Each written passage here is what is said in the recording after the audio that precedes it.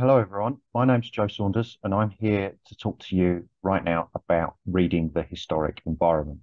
And this is something I think that is very dear to many local historians' hearts. This wonderful concept that parts of the history that we study is in the world around us. Take, for example, this wonderful signpost here.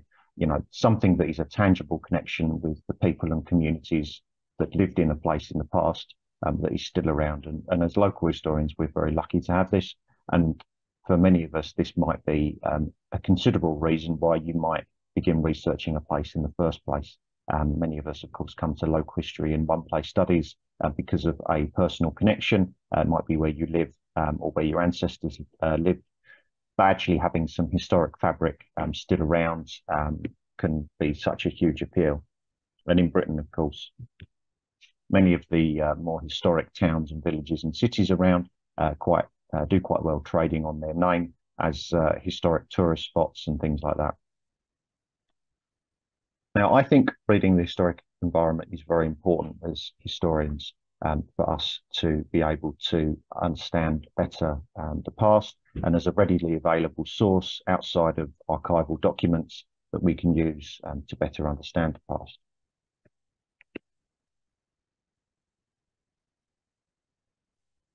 So why should we look at the historical environment? Well, reading the physical historic environment can be incredibly useful to learn about the history of a place.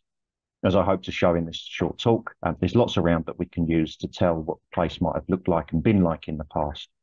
For one place studies, this is especially useful to get a sense in which the world, the people, sense of the world in which the people that you're studying lived. It's a relatively easy and enjoyable way to study the past in a particular place. Within the bounds of our place, we might have all sorts of things: historic buildings, ghost signs, letterboxes, all kinds of things, boot scrapers, for example. So there's usually something around, and maybe more than we might appreciate. Certainly, the more I've got interested in the historic environment, the more I start to notice things that I never did before. So it's always the way, you know, once you start noticing something, you just end up seeing it more and more. And for me, it's a really good way of getting outside of archival research and documents and actually approaching the study of history away from the words and the records and the sources that we quite often use to study the past. So in this talk, I'm going to go through a couple of different examples of aspects of the historic environment that we can look at when we are researching them. And of course, the big one is buildings. I think you've got to start here and you've got to think about what the purpose of the building is, when it might have been constructed. There's lots of things that you can use within a building to start telling you about its history. For example, here we've got a very handy inscription saying when it was built and what it was for. This former school built in 1760. Of course, in most instances, things aren't quite that simple. But you've got all sorts of things that you can use that can tell you about the history of the building. For example, the style, what kind of design is it built in? When was that kind of design fashionable, popular? What are the number and size of things like windows and doors, if you're lucky enough to be able to go into the place, actually thinking about the spaces within as well. And in this way, you can really read a building down to quite specific detail, you know, things like brickwork, for example, looking at where those bricks might have come from. Are you in an area that relies heavily on brick buildings historically? Or is this an import because that was the fashion at the time? Are they a particular colour brick that indicate that the bricks have come from a particular place? What kind of style is the brickwork in as well, which can often tell you about the age of the place as well. One of the other important things to consider is landscape. So this isn't just necessarily rural, but quite often I think we think of landscape history as rural history. And you've got things here like ridge and furrow, and we can see the ancient ploughing patterns in the land, which are shown up here in the fields when there's a low winter sunlight and there's been some snow. But there are lots and lots of things that we can consider in the landscape as well. We can think about the pathways made by feet, the old roads and tracks. Where do these lead? What does that tell us about the local economy in the past? Is this road, for example, leading between the village and the mill, or to the next neighbouring main village? Things like boundary markers, milestones that can tell us about the use of the road, little bit pieces of fabric from the past that can still remain. And there are lots and lots of ways to think about it. One of the easiest ways to think about the historic environment, and one which I think, as I mentioned at the beginning, once you start noticing things, it's quite hard to switch back off, is to think about street furniture or street architecture. These kind of elements of our streets and roads that are historic, often things like lampposts, post boxes, gates, iron railings, also things like monuments as well. All of these kind of things that are just an everyday, ordinary part of our lives and would have been part of our forebears' lives as well. And we can keep an eye out for things like railings or ghost signs, which might be able to date a particular area or show when a particular street maybe wasn't necessarily built, but when there was redevelopment.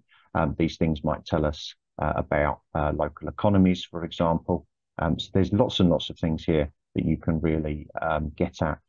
There are people that do quite detailed studies of boot scrapers, for example, and of the lids over sewage or coal chutes as well. So you can really keep going ad nauseum with this as much as you want. And of course, this might interest you more or less than others. But it's one of these things that in even what is seemingly very, very developed modern areas, we quite often get these small, rare survivals that continue down to us. And don't forget as well, other kinds of structures, things like bridges, churches, all of these kind of things that would have been very, very important in the past. And their construction can tell us, particular things about a place in the past, which ones were built, what survives, all of that kind of thing, the different phases of building and rebuilding. As you can see here, a bridge that has clearly been redeveloped at a later stage, beginning as a medieval bridge here in that sort of classic medieval masonry. And then you've got what looks like, I believe, 18th century, maybe 19th century brickwork on top. So what does that redevelopment tell us about the history of this bridge and the local community over time? And a lot of these tips, I think, are just general things to consider when we're doing place-based studies anyway. Record what you see. Don't take for granted what you see as well. There is, I know, at least one example of a church spire that has been relocated to a new location for various reasons. So don't take that for granted. Quite a lot of people have in your towns, particularly across England, an area or a street called Newlands. Newlands doesn't necessarily mean it's new to us today. It means when it was put in that this place was new. The town that I grew up in Essex, that Newlands Street was actually put in the 14th century. So it's something for us to consider. Don't take things for granted. Think about backing up things with research as well. Can you find these things in old photographs, in maps, these structures? What else can you find out about them to add further detail and to prove or disprove maybe some of your theories? And the last one I want to mention is don't remember to look down and don't remember to look up. Don't forget to look down and don't forget to look up. Don't just look on one level. Make sure that you're considering the whole span of your vision. If you can, go into places, but of course be very careful not to trespass and always ask the landholder's permission if you are very intent to go on to an area that isn't a public right of way. And Before I end, I just want to mention the possibility of virtually visiting a place as well. And of course, for many of us, the possibility of popping down the road to have a look at some old buildings and some street furniture isn't actually possible because we live quite far away from where we are studying, and for various reasons, it's beyond our ability to visit, or at least to visit easily. So you've got lots of different ways that you can look at visiting virtually due to the wonders of the internet.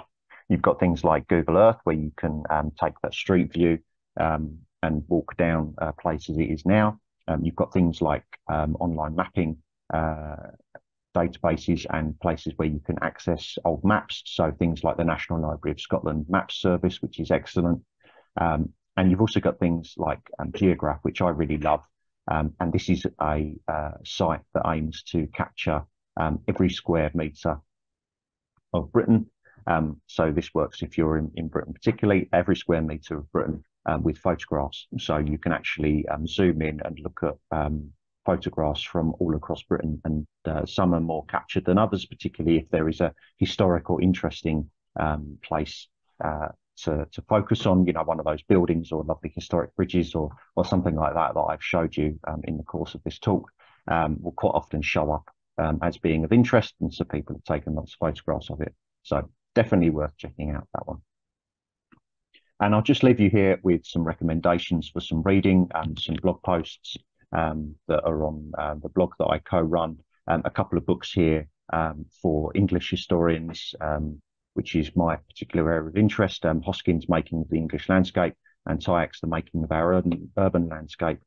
And also you can see there, I have a link through the Pharos Tutors website where I teach 2 courses on local history, and we discuss the historic landscape as part of those courses as well.